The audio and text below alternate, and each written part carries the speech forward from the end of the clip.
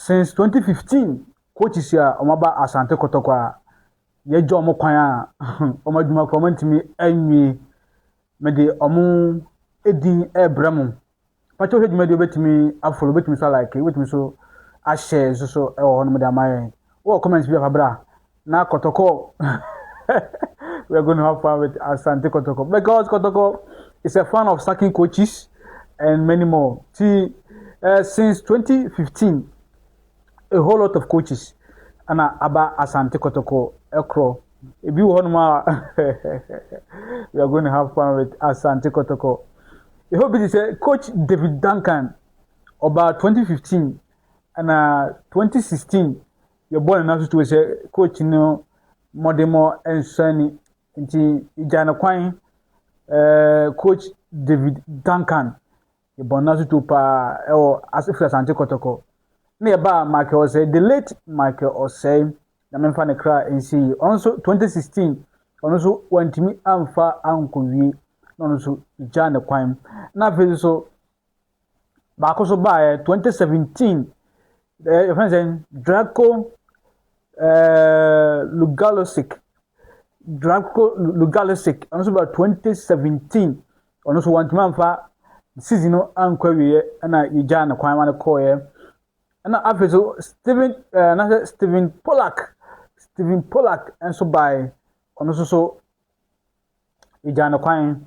wantimi amfa adwuma no wantimi anya adwuma no iti Kotoko is a fan of sacking coaches that one there is honestly Kotoko is a fan yes sacking coach anyhow so omode one answer ni kwan dia Kotoko beja kwan yes. Since 2015, since 2015, these are the coaches at Kotoko. Ejo Omokwaya. If you say Omodemono answering, Metwaso. We say Charles Kobana Akono, Sika Akono, about 2018 to 2019, and also a whole lot of things. Oh, Asante Kotoko. Hey, Kotoko. And yeah, for busy Jetty Zakaria Singh. Also about 2019. Ono so na adwuma no wantimi anwie adwuma no na yekofa maso kunadu ye ni ankasa ye die mu e baaye ono so be che na bobere 2019 to 2020 na ono so yija na kwan se ni modemo no enso ni na Kotoko elusuru ofrof na fese ma Johnson Smith ono so e baaye ono so ebeji about 2020 ekosi 2021 and also so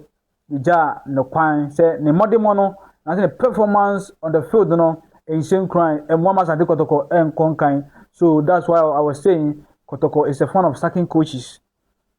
no mo nyina no 1 year penny apapon ya pon nyina na fi jokofa Abdul Ghazali and so by on the obeche kakra also from 2021 to 2023 it depends on the 2 years. Yes. And so so far the coach and I say obi mo say watch Kotoko kakra since 2021 to 2023 and I honestly born no in na to na kofa Mario Balato eso by also 2021 also kra anko ba bia sa season kan sa anko ba bia na honestly ja na kwan na fe so yakofa coach Prosper Nate Ogum and so e ba ya also be kind IMC no can come be part of it but on about 2021 2022 on a juma was Asante Kotoko sakosi 2024 and 2025 and sana ye jana kwan nto also buy no also ebetimi over 2021 2022 2024 and 2025 and also ija the kwan ese ni modemo no enso ani enso ho so far no me dem more than 10 and my mabomudi no and I face so yenya says zebo Burkinabe aya want brofo or the French e buy ono so ijana kwan ye bon na so to say the performance no not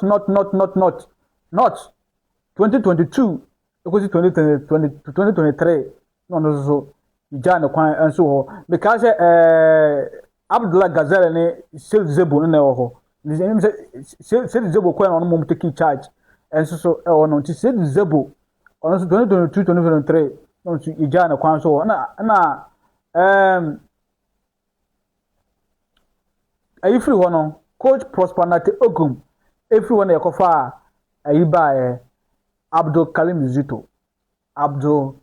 Zito enso ba enso ebe kire ne bobele se enko betumi abo ma Kotoko akọ animu yako Africa kodi into 5-1 enso e wo no mo afedi de yakọ na ani ayi na yese e wo se coach ne di na dwuma to na okro ono so about 2025 yebe si 2026 no si ja ne kwan ma the assistant coaches enso ebe take over Hamza Obin and na o take charge enso e wo ho no mo these are the coaches ya omaba Asante Kotoko na enema ankoye amfa amoma ye bom na tutu since 2015 ebe 2026 which is 11 years ni Yasaki over 13 coaches na ewo Asante Kotoko kachi enye easy nti yo coach na so ba Kotoko dia wo se we don ho mediane na poku makramo papa